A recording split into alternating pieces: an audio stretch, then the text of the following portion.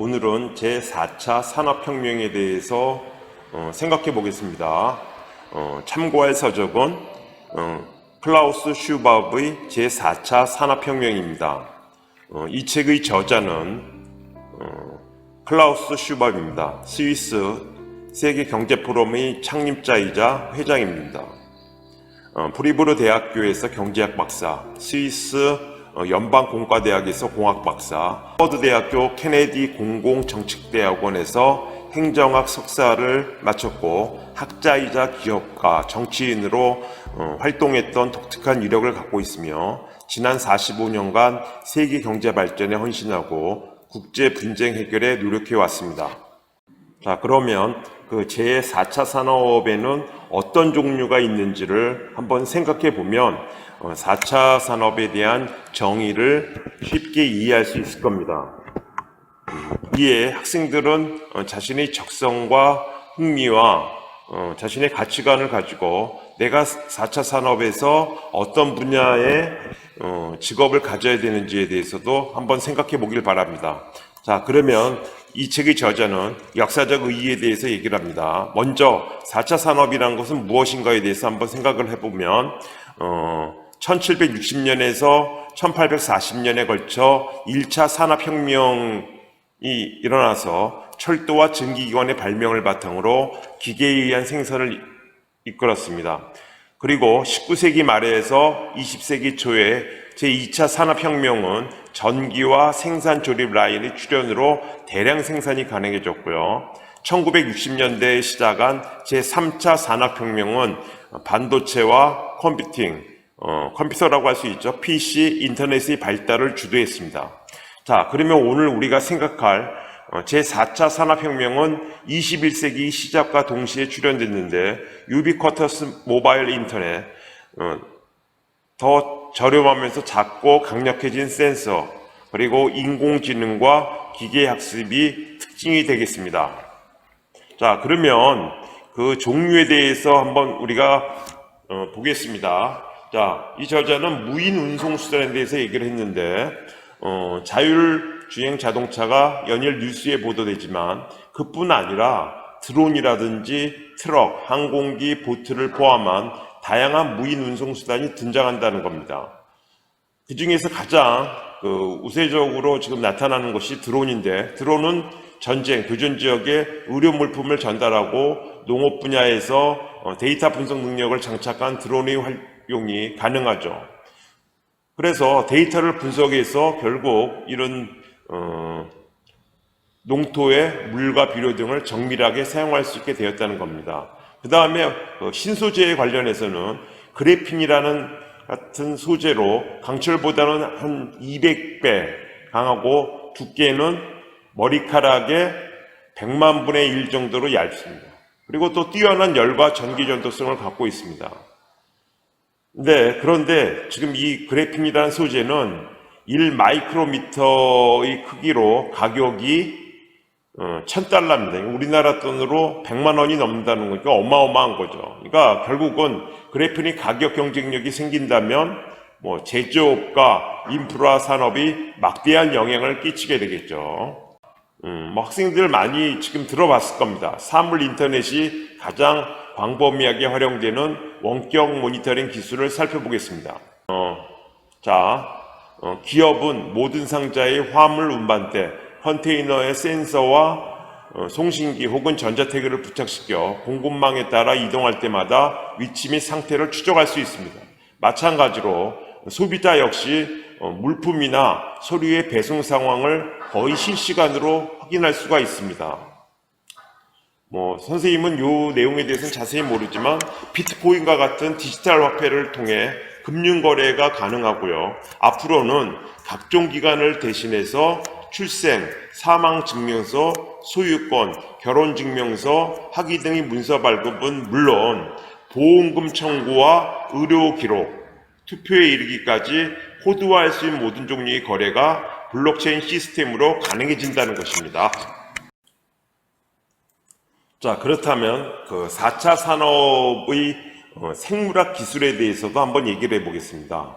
유전공학 연구가 활발해져 소위 유전자를 조작해 혈우병 환자에게 부족한 혈액 응고 요소가 첨가된 우유를 생산하게 될 날도 멀지 않았다는 거죠. 혈우병이라는 것은 학생들 아마 생물 시간에도 배웠습니다. 그러니까 피가 응고되지 않는다는 거죠.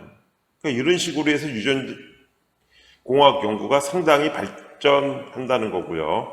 인간에게 이식할 장기를 돼지 몸 안에서 기르기 위해 유전자를 조작하는 연구도 이미 진행 중이라고 합니다. 그런데 이종 이식, 그러니까 아마 사람과 동물에서 사람으로 이식되는 이종 이식은 인체의 면역 거부 반응과 동물의 질병이 인간에게 전이될 위험성 때문에 아직까지는 실행되지 못하고 있다고 합니다. 자, 그렇다면, 한번 보겠습니다. 그렇다면 4차 산업 시대에 와서 향후에는 어떤 것들이 나올까에 대해서 한번 이 저자는 얘기를 했습니다. 체내 삽입형 기기입니다. 상업화된 인체 삽입형 모바일 폰 등장이 된다고 하면서 기기는 우리 몸에 차는 것이 아닌 체내에 삽입을 해서 의사소통을 돕고 위치 행동을 모니터링하고 건강 기능을 확인할 수 있도록 해줄 것이라고 합니다. 말로 표현해야 했던 내용을 생각으로 전달할 수 있게 되고 밖으로 드러나지 않는 생각 혹은 감정이 뇌파와 기타 시그널을 통해서 전달될 가능성도 있다는 거죠.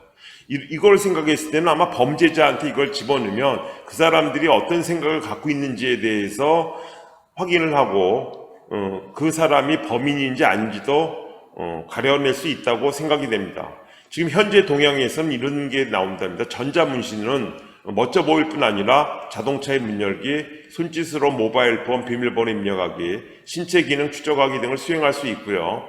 제약회사인 프로테우스 바이오메디칼과 노바티스가 공동으로 개발한 스마트 핑에는 생분해성의 대출 기기가 부착되어 있어가지고 신체가 약에 어떻게 반응하는지 확인할 수 있는 데이터를 또 이거를 모바일 폰으로 전송받을 수 있다고 합니다. 이 기술이 참 놀랍습니다. 자, 그 다음에는 웨어러블 인터넷입니다. 과학기술이 이제 우리 주머니 속 모바일 폰에 담겨 있듯이 머지않아 모바일 폰을 뛰어넘고 의류나 장신구에 내장될 것이라는 거죠. 지금 학생들도 알지만 애플워치, 스마트워치는 인터넷에 연결되어 스마트폰과 크게 다르지 않은 기능적 성능을 갖고 있죠. 점차적으로 스마트워치에서 의류나 장신구, 그 외에도 다른 것에 칩이 내장되어서 해당 물품과 그 물건을 착용한 사람은 인터넷에 연결될 수 있다, 이렇게 됩니다. 여기 한번 보겠습니다. 현재 지금 동향입니다. 자, 미모 베이비는 빠르게 성장 중인 웨어러블 베이비 모니터 기기를 출시했는데 이 기기를 통해 아기의 호흡과 자세, 수면 활동 등이 부모의 아이패드나 스마트폰으로 전송이 된다고 합니다. 자, 랄프 로렌에서는 옷을 착용한 사람이 흘리는 땀의 양과 심박수, 호흡 등을 측정해 실시간 운동 데이터를 제공하는 스포츠 셔츠를 개발했습니다. 이 정도 하면 가격이 어느 정도 될까요? 참 궁금합니다, 선생님도. 자, 다음은요, 이 책의 저자는 유비쿼터스 컴퓨팅이라고 제목을 붙여서 현재 상황으로 봤을 때는 세계 모바일 사업자들은 빠른 속도로 인터넷을 확산시키고 있습니다. 마찬가지죠. 페이스북은 그래서 이동통신 사업자들과 함께 인터넷.org라는 프로젝트를 통해서 2014년 한 해 동안 17개국 10억 명 이상의 사람들에게 기본 인터넷 서비스를 무료로 제공했다고 합니다. 현재 지금이 2020년도니까 벌써 지금 상당하게 아마 이런 인터넷 서비스가 광역적으로 아마 나가고 있을 겁니다. 그 회사에서는 인터넷 드론을 개발 중이고 구글의 프로젝트로는 열기구를 활용하고 있으며 스페이스X는 새로운 저비용 위성 네트워크에 투자하고 있다고 합니다. 자, 다음은 누구나 사용할 수 있는 저장소에 대해서 한번 보겠습니다. 저장소는 이미 상품화되어 아마존, 웹서비스와 드롭박스가 이런 추세를 이끌어가고 있습니다. 무한대의 무료 저장 공간을 사용자에게 제공하면서 세계는 저장소의 완전한 상품화를 향해 나가고 있는데 자, 기업이 무료 저장소 운영으로 수익이 창출할 수 있는 최적의 시나리오는 결국 잠재적으로 광고와 원격 측정 기술, 원격지 상태를 감시 및 제어하기 위해 기계 간 데이터를 전송하는 서비스가 될 거라고 합니다. 현재 동양에서는 많은 기업들이 이미 클라우드를 통해 2GB에서 한 50GB까지 무료 저장소를 지금 제공하고 있다고 합니다. 자, 3을 인터넷입니다. 자, 컴퓨터 파워의 지속적인 성장과 하드웨어 가격 인하로 인터넷에 그 어떤 것을 연결하더라도 경제적인 부담 없이 가능해졌습니다. 이미 지능적 센서가 상당히 중요한 것 같고요. 상당히 경쟁력 있는 가격에 구매할 수가 있습니다. 결국 모든 물건이 여기서는 자동차에서부터 모든 것은 스마트해지고 인터넷에 연결되어 통신 능력이 높아졌으며 분석 능력이 향상되어 새로운 데이터를 활용한 서비스 역시 가능해지고 있다는 거죠. 한 예를 한번 보겠습니다. 소와 연결된 센서가 어떻게 모바일 폰 네트워크를 통해 서로 정보를 교환하며 소의 상태에 대한 실시간 데이터를 어디에서든 제공할 수 있다는 거죠. 현재 동향입니다. 포드 자동차 GT에서는 컴퓨터 코드가 내장된 1000만 개의 라인이 있고요. 유명한 폭스바겐사의 자동차 라인 골프의 신모델은 54개의 컴퓨터 처리 장치가 내장되어 있고 자동차 한 대에 약 700개나 되는 데이터 포인터가 있다고 합니다.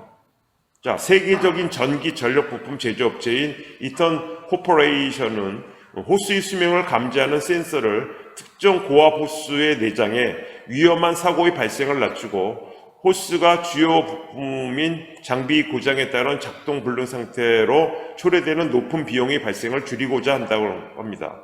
그 원자력 발전에서 거기 쓰이는 발전기도 마찬가지로 GE라는 회사에서 이런 원격으로 해서 조종을 하면서 어디가 고장이 났을 때는 그거를 바로 탐지해서 수리할 수 있는 어떤 그런 시스템으로 가고 있다고 합니다. 자, BMW는 작년 이미 전 세계 자동차의 8% 또는 8,004만 대, 400만 대가 어떤 방식으로든 인터넷과 연결되어 있다고 발표했습니다. 또 보험회사인 에드나는 카펫 센서를 달아 뇌졸중 환자를 도울 방법에 대해 고민하고 있으며 센서가 걸음걸이 변화를 감지해서 물리치료사가 직접 방문할 수 있도록 하는 방식입니다. 아마 머지않아 이거보다 훨씬 더 발전한 4차 산업시대가 도래되어 놀라운 기술 발전이 있을 겁니다. 자, 그리고 커넥티드 홈입니다. 가정의 자동화가 매우 빠르게 발달하며 전등과 블라인드, 환기와 에어컨 컨디셔닝, 오디오 보안 시스템 및 가전제품을 작동시키고 조절하는 데 사용되고 있습니다. 자, 로봇의 추가적인 도움으로 예를 들어 진공청소기와 같은 다양한 서비스를 제공받고 있는데요. 현재는 이런 게 있다고 합니다. 인터넷으로 연결된 온도 조절 장치와 연기 탐지기를 만드는 네스트에서는 여러 기업들이 상품에 해당 소프트웨어가 호환될 수 있도록 했습니다. 결국 자동차가 네스트에 대한 정보를 보내면 집안 난방기를 켜 운전자가 집에 도착하면 따뜻해질 수 있도록 하는 식입니다. 현재 이런 게 지금 나가고 있다는 겁니다. 모든 사물을 자동으로 조절하고 도와준다는 것입니다. 자, 빅데이터를 활용한 의사결정이죠. 알파고, 그러니까 빅데이터를 위한 의사결정에서는 알파고가 생각이 납니다. 빅데이터를 활용하면 광범위한 산업 분야와 애플리케이션에서 더욱 빠르고 나은 의사결정이 가능해집니다. 현재 동향 한번 보겠습니다. 미국 아이오와 주에서 인도에 이르기까지 많은 농부들이 어떤 작물을 언제 심을지 결정하고 농장에서 식탁에 오르기까지 식품 신선도를 추정하며 기후의 변화에 어떻게 적응할 것인지에 관해 더 나은 결정을 내리기 위해 씨앗과 인공위성, 센서, 트랙터의 데이터를 활용한다고 합니다. 자, 샌프란시스코는 생활정보 리뷰 서비스 업체인 엘프와 협력을 통해서 엘프 사이트의 음식점 리뷰 페이지에 위생점검 데이터를 연계한 실험을 했습니다. 예를 들어 어느 음식점 페이지를 열면 위생평가 100점 만점에 95점이란 점수를 확인할 수 있고요. 또 엘프의 순위평가는 상당히 소비자들한테 영향력을 가지게 되었다고 합니다. 자율주행 자동차가 언제 정도가 되면 시판이 될까요? 자, 아우디와 구글 같은 대기업은 이미 자율주행 자동차를 실험하고 그러니까 아우디만이 아니라 우리나라의 아마 현대자동차도 마찬가지로 이런 실험을 하고 있다고 합니다. 다른 여러 기업들 역시 새로운 솔루션을 개발하기 위해 지속적으로 노력하고 있습니다. 아주 경쟁이 치열한 거죠. 현재 동양에서는 2015년 10월 테슬라는 지난 몇 년간 미국에서 팔린 자동차를 소프트웨어 업데이트로 반자동화시켰고요. 구글은 2020년 자율주행 자동차를 상용할 계획이 있다. 이 책이 한 2016년 정도에 써졌기 때문에 이렇게 예상했던 겁니다. 네바다주는 2012년 미국에서 처음으로 자율주행 자동차의 운행을 허용하는 법률을 통과시켰다고 합니다. 자, 그 다음에 인공지능과 화이트 칼라입니다. 인공지능은 큰 조직에서 여러 기능을 수행할 수 있다. 미래에는 지금 인간이 하고 있는 다양한 기능을 인공지능이 대체하는 모습을 떠올릴 수가 있습니다. 여러 가지가 어떤 결정하는데 광고에 대한 컨셉이라든지 모든 결정을 인공지능이 충분히 할 수 있는데 현재 동양에서는 의학 쪽에서 IBM의 인공지능 왓슨은 아마 학생들도 좀 들은 왓슨이라는 회사가 어떤 회사인지 알 수 있을 겁니다. 이미 의사보다 폐암 진단 능력이 훨씬 더 정확하다는 겁니다. 몇 가지 테스트를 통해 왓슨이 90% 적중률을 보인 반면 의사의 경우는 50%의 정확도밖에 나타내지 못했다고 합니다. 자, 공유경제입니다. 공유경제라는 것은 교통 부분에서 찾을 수가 있는데 자, 기존의 렌터카 업체보다 짧은 시간 동안 더욱 합리적인 조건으로 자동차를 공유할 수 있는 방법을 제시했고요. 릴레이 라이즈는 일정 기간 동안 자신의 자동차를 타인에게 빌려주거나 타인 소유의 자동차를 빌릴 수 있는 플랫폼을 만들었습니다. 이렇게 생각하면 우버와 리프트는 훨씬 더 효율적인 택시 개념으로 위치 기반 서비스와 모바일 애플리케이션을 활용한 서비스로 통합된 형태입니다. 자, 현재 동향으로 보면요. 자, 문제를 이렇게 한번 내봤습니다. 가장 큰 소매 기업이지만 단 하나의 매장도 소유하지 않은 기업은 아마존. 가장 큰 숙박시설 제공 업체이지만 단 한 채의 호텔도 소유하지 않은 기업 에어비앤비. 가장 큰 운송업체이지만 단 한 대의 차량도 소유하지 않은 기업은 우버가 되겠습니다. 그러면 4차 산업과 관련돼서 신경기술도 마찬가지입니다. 신경기술은 뇌의 활동을 모니터링하고 뇌가 어떻게 변하고 세상과 교류하는지를 관찰합니다. 그래서 뇌의 활동은 실시간으로 모니터링 할 수 있는 뉴로 피드백은 중독을 결국 끊고 식습관을 조절하는 데 도움을 주고 스포츠에서 학업에 이르기까지 다양한 성과를 향상시킬 수 있는 수많은 가능성을 제공할 것입니다. 현재 동양에서는 신경 보철 기술을 통해 장애인들은 인공 팔다리와 인공 외골격을 조절할 수 있게 되었고 자동차 산업은 운전자가 주행 중 잠들면 차가 주행을 멈출 수 있도록 운전자의 주의력과 의식을 모니터링하는 시스템을 개발했습니다. 미 국방부 고등기술연구원의 활동성 기억회복 프로그램은 기억력 회복과 개선의 길을 열고 있습니다. 요즘 뇌과학이 상당히 발전하고 있고요. 결국은 치매에 대한 것도 아마 개선이 될 수 있을 거라고 생각합니다. 3D 프린팅 기술과 인간의 건강입니다. 언젠가는 3D 프린터가 물건뿐 아니라 인간의 장기까지도 제작하는 날이 올 수 있고요. 3D 프린팅 기술로 결국은 집집마다 어떤 물건을 발명할 수도 있다고 할 수 있겠습니다. 현재 동향입니다. 베이징 대학교 제3병원에서 최초로 3D 프린팅 기술을 활용해서 목에 척추암이 발생한 어린 환자의 척추표 이식에 성공했다고 합니다. 자, 마지막 결론입니다. 제4차 산업혁명의 성공을 위해서는 그 중에서 어떤 회사에서 리더는 정식적 개념적 체계와 조직의 원칙을 밝힐 수 있는 능력을 반드시 보여줘야 합니다. 리더가 고정된 태도를 유지하게 되면 스스로 고착되는 길에 들어서는 것입니다. 또 날로 복잡해지고 파괴적인 혁신이 일어나는 환경에서는 기업을 운영하려면 고정된 어떤 시각으로서는 안 되고 사회적 민첩성이 필요합니다. 지속적으로 다양한 이해관계와 의견을 통합하기 위해 노력해야 되고요. 그리고 이 세상을 함께 살아가면서 같이 공유한다는 거죠. 우리가 공유한 목적을 함께 발전시켜 나가지 않는다면 제4차 산업혁명 시대가 주는 어려움을 극복할 수 없다는 거죠. 또 그런 서로 간의 높은 수준의 신뢰는 상호 연계와 팀워크를 이루게 하고 이것은 협력적인 혁신이라고 부릅니다. 자, 스마트폰 배달, 애플리케이션 배달의 민족 학생들 잘 알고 있죠. 배달의 민족을 만들어 운영하는 김봉진 씨입니다. 세상에 다가올 것이라 하며 제안을 두 가지를 했습니다. 첫째는 실패를 두려워하지 말고 하고 싶은 일을 찾아서 도전해 보라는 겁니다. 작은 것 하나부터 스스로 결정하고 충분히 고민하고 스스로 선택하는 훈련을 한다면 비록 처음에 실패하더라도 그 안에서 값진 교훈을 찾을 수 있고요. 나중에 크게 성장할 거라는 겁니다. 둘째는 시간이 날 때마다 책을 읽으라는 거죠. 당연한 이야기지만 독서는 결국은 자신의 어떤 사고력과 창의력을 높이고 이 사고력과 창의력에 의해서 4차 산업의 새로운 물건이라든지 새로운 기술로 발전될 수 있다고 합니다. 거기서 자기다움을 또 키울 수 있는 가장 좋은 방법입니다. 스스로 사고하는 것은 매우 중요하다고 얘기를 했습니다. 오늘 여기까지입니다. 수고하셨습니다.